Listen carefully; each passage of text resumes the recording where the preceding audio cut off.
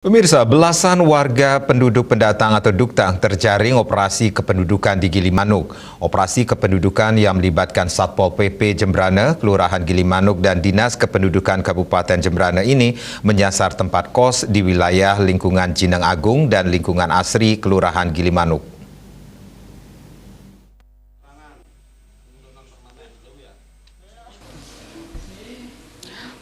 Operasi yang digelar selama kurang lebih 2 jam itu menjaring 12 warga yang belum melengkapi surat keterangan penduduk non-permanen meskipun sudah cukup lama tinggal di Kelurahan Gilimanuk.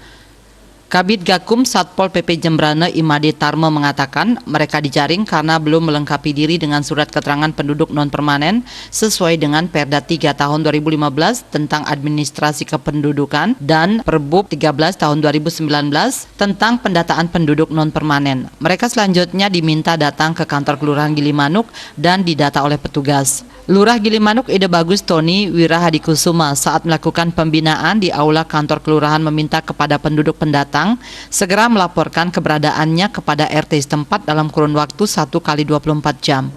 Selanjutnya laporan itu diteruskan kepada Kaling dan Lurah serta diadakan pembinaan sebelum dikeluarkan surat keterangan penduduk non-permanen.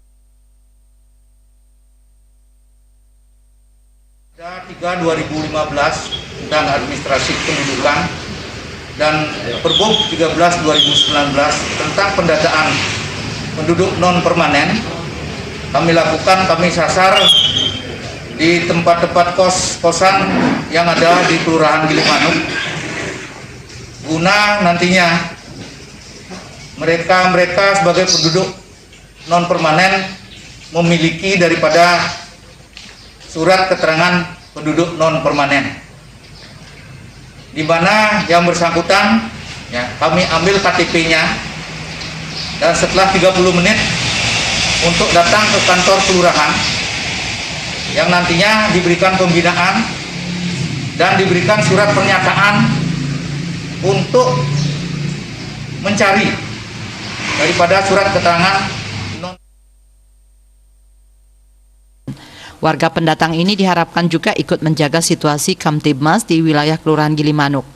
Apabila sekiranya di sekitar tempat tinggal ada yang mencurigakan, juga agar segera dilaporkan ke aparat setempat atau ke pihak kepolisian.